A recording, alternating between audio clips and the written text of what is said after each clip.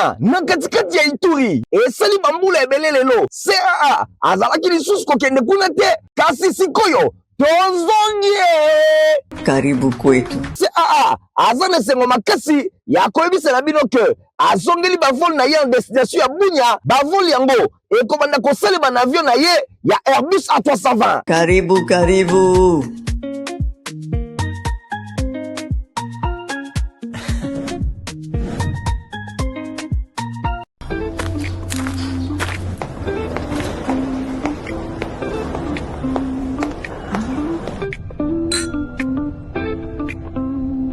Reprise ya vol CAA na Kolwezi et zongi déjà à partir il y a le 13 avril 2026. Bon réserver déjà ma place na bino.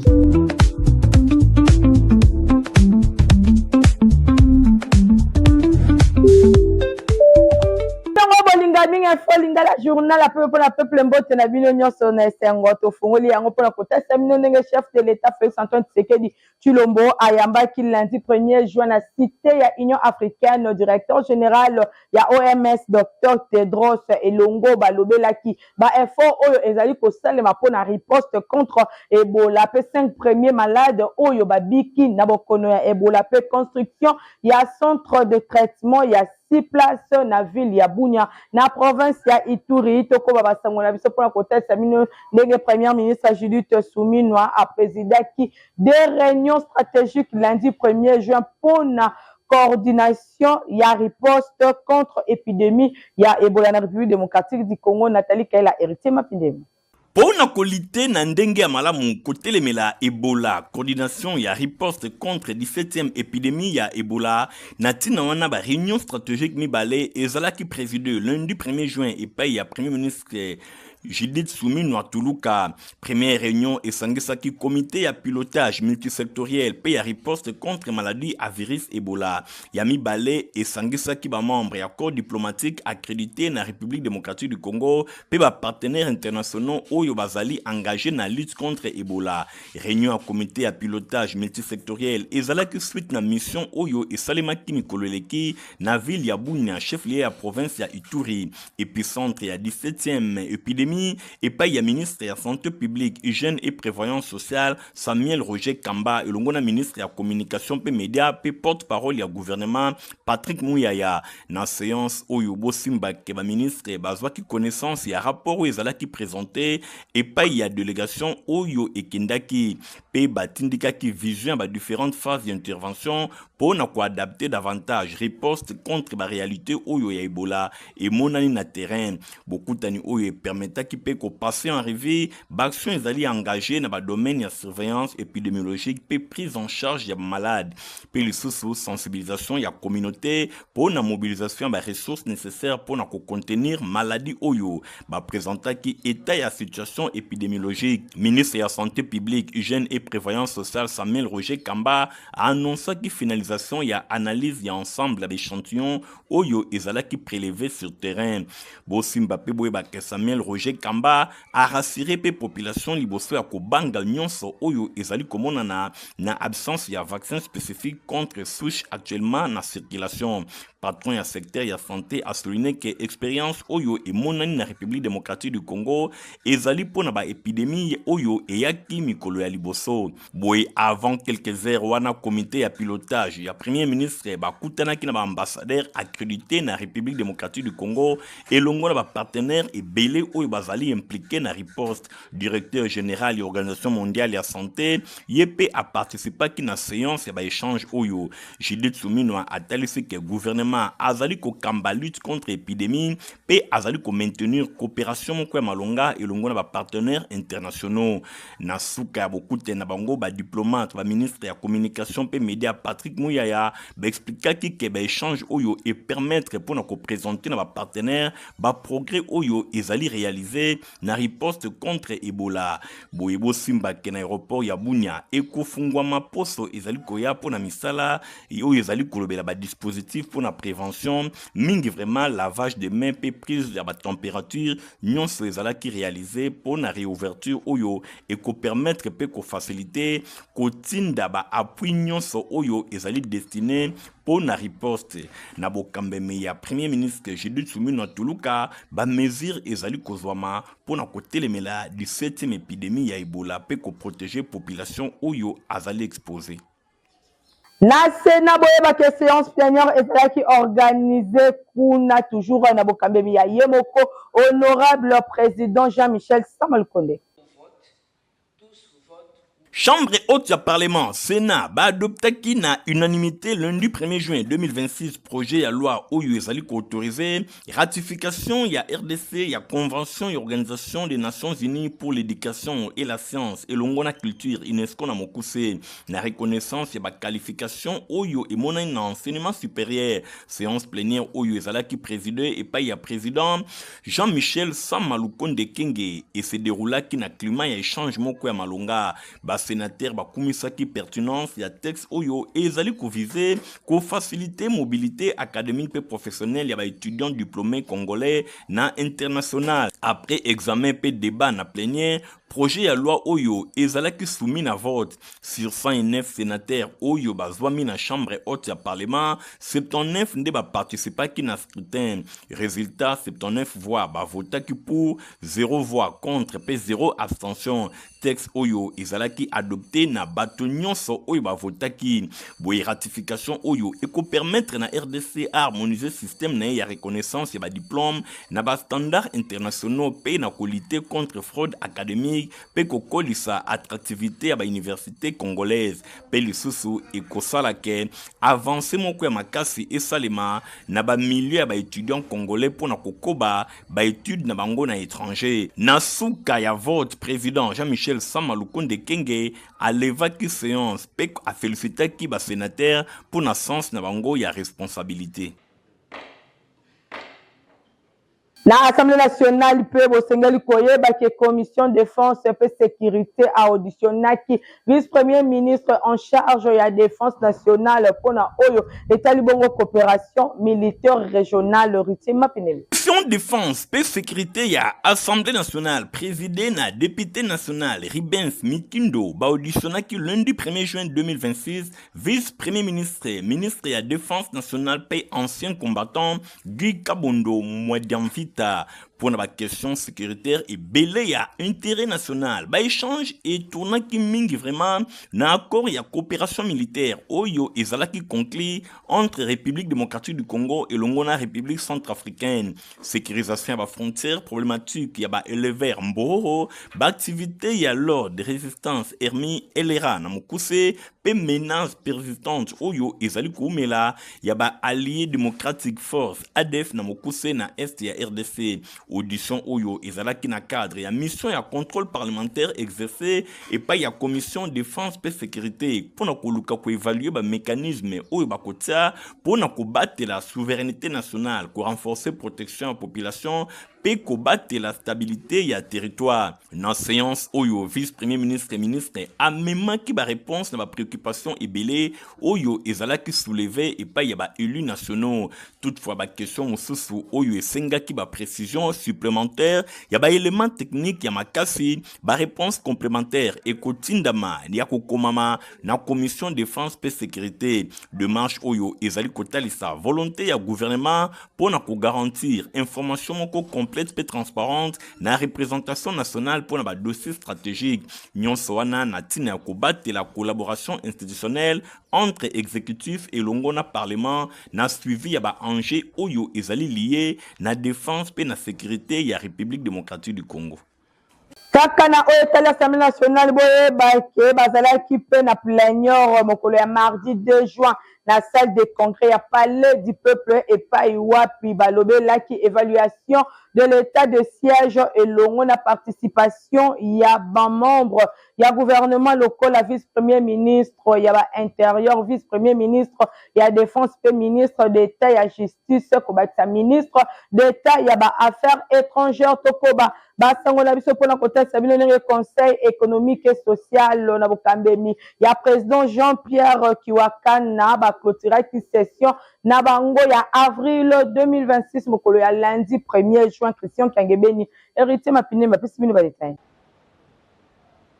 Et bandaki depuis mois d'avril, session ordinaire pour le Conseil économique et social et se clôturaki Mokoloya lundi 1er juin 2026 selon loi organique numéro 13/027, il y a le 30 octobre 2013, puis règlement de l'intérieur, il y a Conseil économique et social ndenge et bandaki le 2 avril 2026, bouye sombele soukabisanga ndenge balobaka na occasion wana président Jean-Pierre Kiwakana Kimayala azwaki maloba liboso po na ko saluer pe ko kumisa engagement ya chef de l'État Félix Antoine Tshisekedi Tshilombo na détermination na ye ya kobatela indépendance économique pe intégrité territoriale et longo na souveraineté ya République démocratique du Congo. Bouye Jean-Pierre Kiwakana Kimayala président du Conseil économique et social abandaki na kotalisa urgence ya épidémie ya Ebola oyo selon ye eye kokota lisusu na situation ezalaka déjà préoccupante na est ya RDC suite na agression rwandaise. Boye natina wana atalisi ke ba conséquences oyo ekoki ko freiner vrai savoir-faire ya ba médecin oyo ya UNRB ndenge ezali reconnu internationalement pour na lutter contre épidémie ya Ebola. Azanga ki pete ko passer en revue misala oyo esalemi na Conseil économique et social bien que budgétaire alobi esali pe et finalisé ba avis ebele ba avis technique pe ba thématique et actualité oyo ezali ko concerner vécu quotidien ya population ya République démocratique du Congo.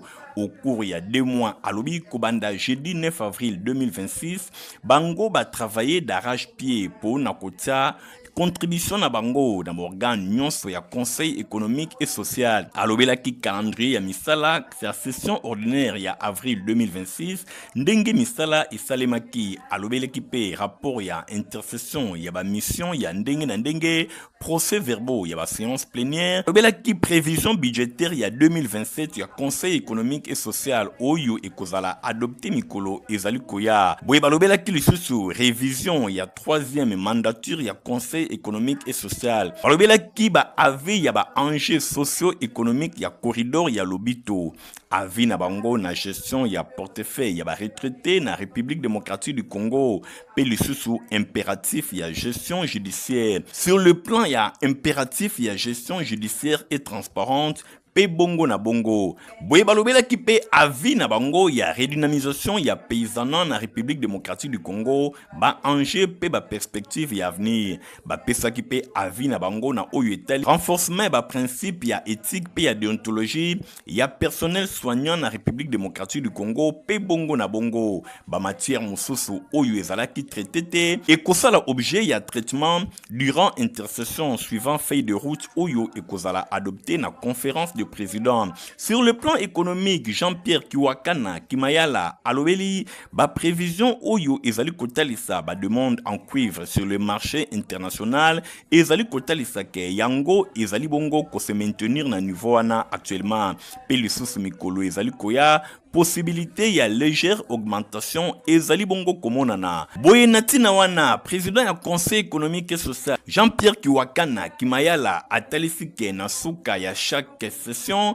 et se distingaka na singularité na yango. Boye ba évolution oyo ezali constante, actualité ezali ko modifier, contexte oyo ezali pe kotalisa yango ezali ko peser na ba choix cruciaux yango ezali ko façonner de manière irréversible destin pe ya ba génération oyo ezali koya na environnement oyo nde alobi ezali ko se clôturer première session ya année 2026 atalisi ke ezali bongo na devoir na ye po kotalisa ba défis économiques pe sociaux oyo ezali ko peser na quotidien ya population oyo azali bongo na droit ya kosenga amélioration ya ba situation na ye.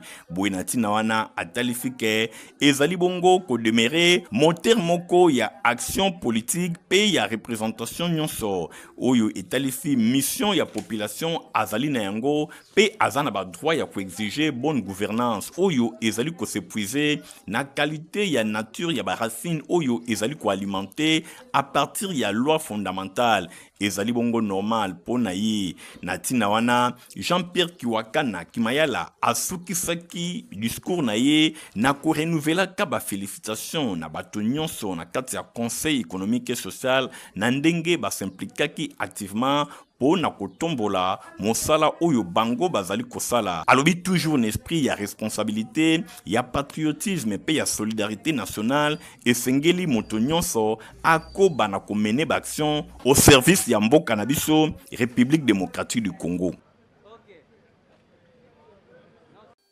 Parti politique Union congolaise a clôturé qui séminaire idéologique na cadre ya école du parti mokolo ya samedi 30 mai na salle Véronica na commune ya Selemba Onyo Selema qui na présence ya président national na bango Daniel Mukoko Samba héritier mapine Fabrice Mundo. Parti politique Union congolaise Ikona Mukuse ba organisaki na mois ya mai 2026 séminaire idéologique pe politique na cadre ya école ya parti na siège na bango na commune ya Kasavubu. Boye clôture et salimaki pour na séminaire oyo mokolo ya samedi 30 mai 2026 bo simbake ba militant pe ba militant ba yaki ebele ba tondisaki salle Véronica na Kinshasa Selembao na quartier Cité Verte kuna. Boye le 30 mai 2026 nde ezalaki journée moko ya clôture ba cadre ba militant et longo na ba organe nyonso ya parti ba se mobilisaki ebele pour na ko célébrer clôture officielle ya séminaire idéologique pe politique na cadre ya école du parti. Événement oyo etalisaki présence physique oyo ezelamaki ya camarade président national professeur Daniel Mukoko Samba, vice-premier ministre pe ministre économie nationale. Au total 250 cadres ba militants pe ya Union congolaise bango balandaki formation oyo durant 4 jours. Ezalaki bongo formalité kaka ya pambate ka session oyo et permettre bango ya koyeba idéologie ya Union congolaise ba valeur fondamentale doctrine ya institution politique nyonso oyo ezwami kuna. Boye pona kosala évaluation politique pe publique pe implantation ya Union congolaise bisika nyonso na République démocratique du Congo. Objectif ezali bongo clair koyeba na kosala élite militante pe disciplinée bazala capable ya ko défendre vision ya parti na bango liboso ya ba défi nyonso. Na maloba na ye pona clôture camarade président national Daniel Mukoko Samba akumisaki ba animateur nyonso ya école du parti pona qualité ya formation oyo epesameli na ba apprenant nyonso pe akumisaki na ba apprenant pona ndenge ba disposaki ngonga na bango baye bana kozwa mate ya oyo epesamelaki bango enfin ke baye bana ko vulgariser vision ya parti tango nyonso moment ezelamaki pona journée ezalaki bongo remise officielle ba brevet ya participation boye ba betaki maboko assistance atondisamaki ne sengo makasi pona ndenge bazwaki na maboko ya camarade Daniel Mukoko Samba oyo azali président national ba attestation na bango to pe ba brevet. Les deux maladies qu'il faut chasser loin. Parce que vous ne pouvez pas être un parti qui prône l'union de tous les peuples. Cette union, c'est ce qui fera que quand nous sommes adressés, des conflits, et non pas des camps. Quand il y a de grands enjeux pour le pays, nous devons être unis ensemble pour réfléchir. Donc voilà le sens. Si quelqu'un vous demande l'union congolaise, voilà la réponse qu'il faut leur donner. Pesaki bango lisusu ba kit lokola ba document de base ya parti ba pesaki bango ba statut ba règlement d'ordre intérieur nyonso wana ezali kotalisa pe ba pesaki ba module ya formation politique nyonso ezalaki distribuer bosimbake oyo ekozala lokola boussole doctrinale na bango po na ndenge ba kozala efficace na terrain. Cérémonie oyo e markaki bongo suka ya formation oyo epesamelaki bango boye désormais bazali armé moralement po pe conscience na bango etiami na ndenge ya makasi po na kosala mosala ya parti na terrain. Ba cadre oyo bazali formé bazali kozongela désormais ba base na bango na fondement moko solide pe na ba outil moko efficace ya conquête po na bataille politique oyo ezali koya.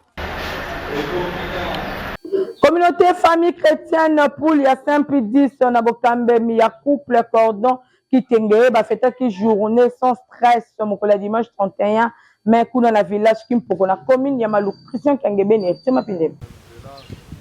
Communauté famille chrétienne, Nanzela ya Poul, Saint-Pidiv, na coordination ya couple Kitenge, frère Patrick na sœur Hélène, bazo continuer ko marquer bilembo na bango na ba initiative ya ndenge na ndenge. Ndakisa weekend eleki na journée sans stress, tout le bien, journée sans stress, encore et toujours na bénédiction ya couple fondateur Botolo, Papa Léon na Mama Valentine, bato bandima ngambo ya babalani. Lokola pe communauté famille chrétienne, ezalaka communauté ya prière et de vie des 4 communautés locales mobimba bazala qui présent nyonso ebandaki na losambo avant départ pour na village Kimpoko na commune ya Maluku. Sango abenisaki bango ndenge kaka tolobaki eza nanu losambo.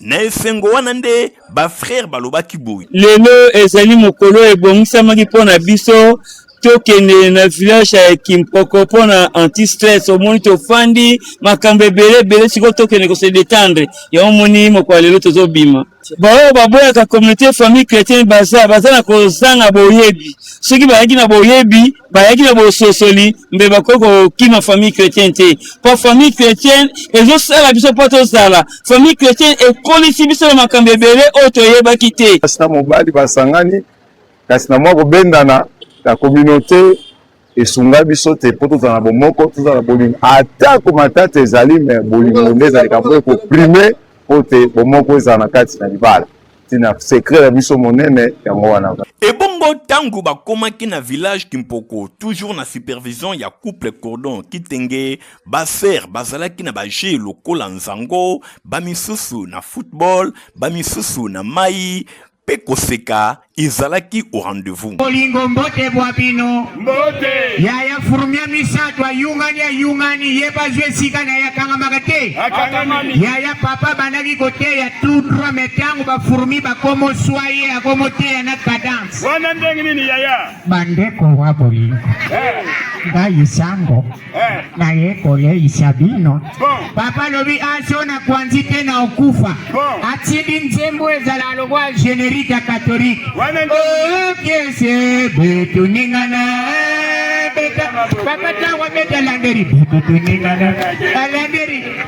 nyonso wana okoki komona yango kaka na communauté famille chrétienne pambate baloba na communauté famille chrétienne le mariage était lien de bonheur pas de malheur.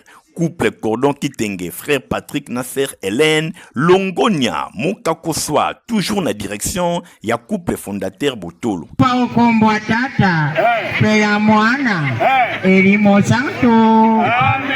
appelle la parti politique Convention pour la démocratie et la liberté Kodeline Namokuse.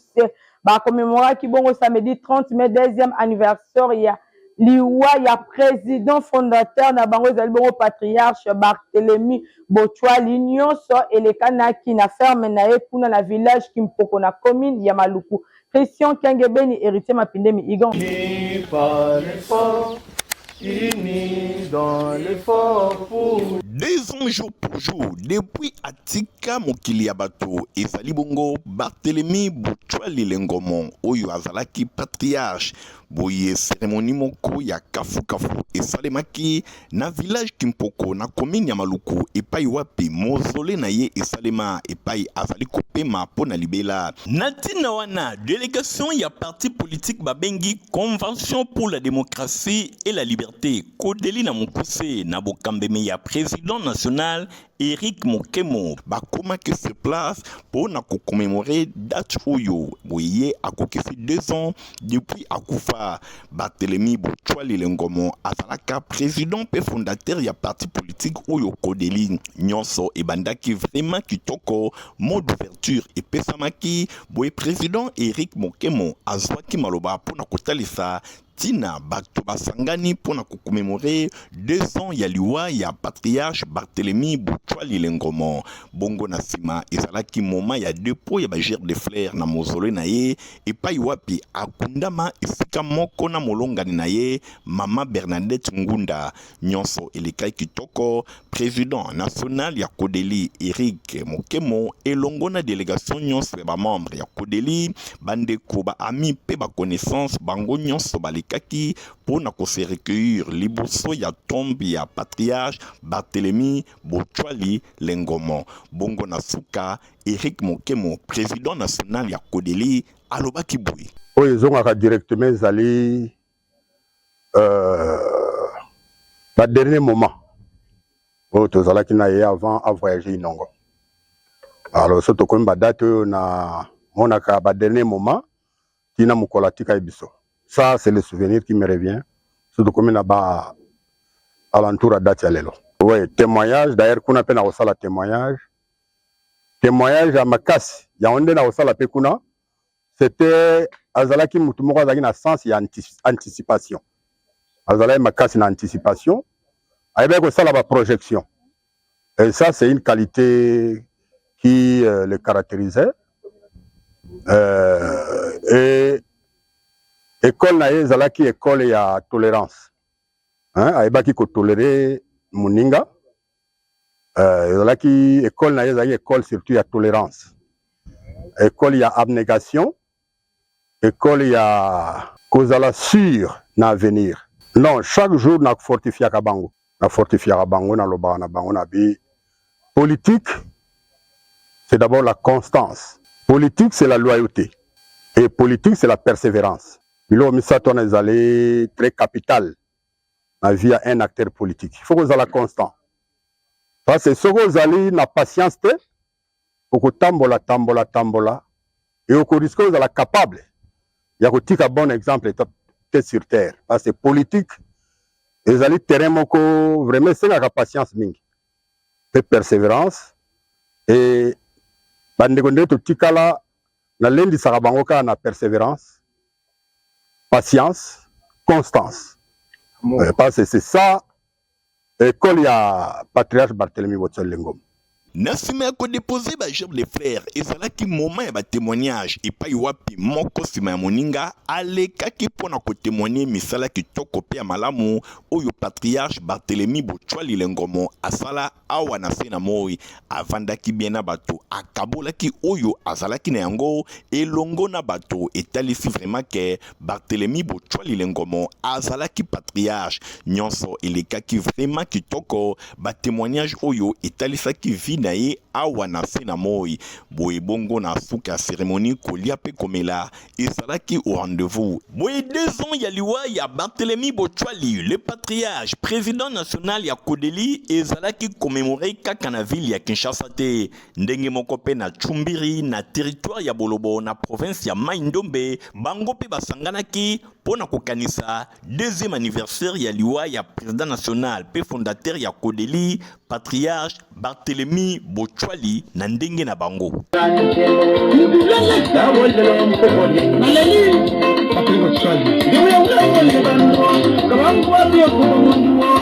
Compagnie africaine d'aviation CAA azongisi déjà ba vol na ya Kinshasa Bunya. Bunya na katikati ya Ituri esali bambula ebele lelo CAA azalaki lisusu kokende kuna te kasi sikoyo tozongie Karibu kwetu. CAA aza na sengo makasi ya koyebisela bino ke azongeli bavol na ye en destination ya Bunya bavol yango ekobanda kosalema na avion na ye ya Airbus A320. Karibu.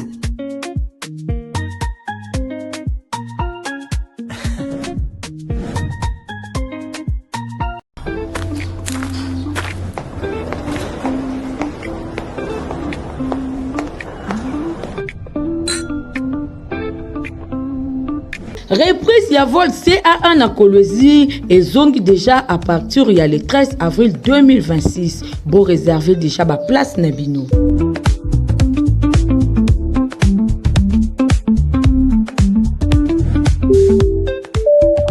Ça pour na kotesa bino ndenge protivap eza protocole ya kitoko. Protivap encore et toujours. Oyo mama bituna tuna aye bakate tirero apesa mwana ye bire. Ebe na santé kitoko boyo. Olesaka ye nini? Aliaka Protivap. Soka ba mama nyonso batimbe ya Protivap poto kitoko pona ba bébé pro. Mama ye, soma ye. Mwana na ngai depuis abanda kolia akoli boyo. Aliaka kaka Protivap. Protivap. Protéine, vitamine, énergie. Azama yele na classe abelaka te alembaka te. Ba maman, félicitations na bokoneri bana. Protivap, facile à digérer et nourrissant. Ezana, protéines, vitamines et énergie.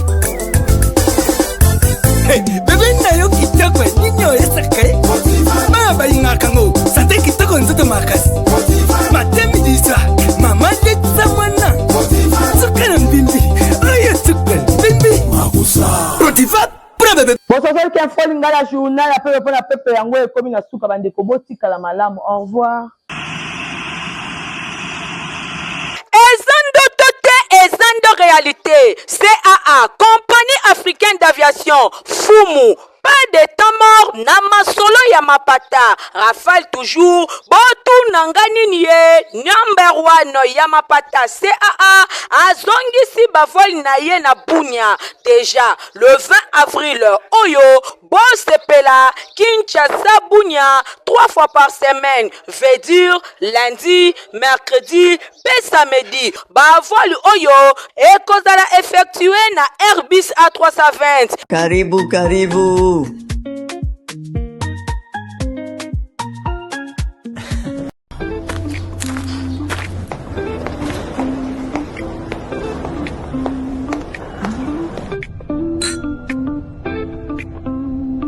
Reprise ya vol CA1 na Kolwezi et zongi déjà à partir il y a le 13 avril 2026. Bon réserver déjà ma place Nabino.